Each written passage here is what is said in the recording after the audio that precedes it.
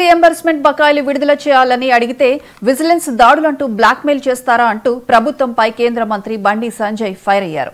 ప్రభుత్వం విద్యార్థులు యాజమాన్యాల భవిష్యత్తుతో చెలగాటమాడుతోందని మండిపడ్డారు. తాము బ్లాక్మెయిల్ చేస్తే ఊరుకుంటామా అని హెచ్చరించారు. కమిషన్లు రావనే సాకుతోనే సర్కార్ పెద్దలు ఫీజు రీఎంబర్స్మెంట్ బకాయిలు చెల్లించడం లేదా అని ధ్వజమెత్తారు.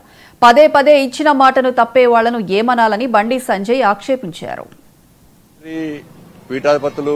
శ్రీ శ్రీ శ్రీ విధుశేఖర భారత స్వాముల వారు గత 3 రోజుల క్రితం తెలంగాణకు రావడం జరిగింది. మొన్న వెమ్లవాడ క్షేత్రాన్ని దర్శించుకోవడం, దాని తర్వాత బాసర అమ్మవారి క్షేత్రాన్ని దర్శించుకోవడం,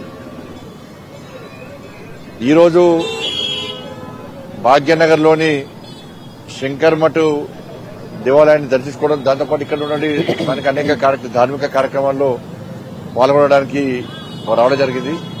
వారి దర్శనార్థం ఈరోజు ఇక్కడ రావడం జరిగింది. వారి దర్శనం దొరకడం, వారి మంగళ శాసనాలు పొందడం చాలా అదృష్టంగా భావిస్తున్నాను. దేశము ధర్మం సమాజం కోసం పనిచేసే అందరూ కూడా వారి యొక్క మంగళ శాసనం ఉండాలని చెప్పి వారు వేడుకోవడం జరిగింది. తప్పకుండా ధర్మరాజ్యం రావాలి, ధర్మకార్యం అందరూ చేస్తుండాలి అని చెప్పి ఒక ఆలోచనతో వాళ్ళ మంగళ శాసనం తీసుకోవడం జరిగింది. కొంతమంది ముఖ్యంగా ఫీజు రియంబర్స్మెంట్, ఇవాళ తెలంగాణలో ఉన్నటువంటి కాంగ్రెస్ పార్టీ ప్రభుత్వం ఫీజు రియంబర్స్మెంట్ విషయంలో వాళ్ళు చేస్తున్నటువంటి దుర్మార్గపు ఆలోచనలకు వాళ్ళకు ఉన్నటువంటి దుర్మార్గపు ఆలోచనలు నిజంగా చాలా సిగ్గుచేటు. అసలు తెలంగాణ రాష్ట్రంలో ప్రభుత్వం ఉందా? పాలకులు అన్న మాటను నిలబెట్టుకుంటారా, నిలబెట్టుకోరా?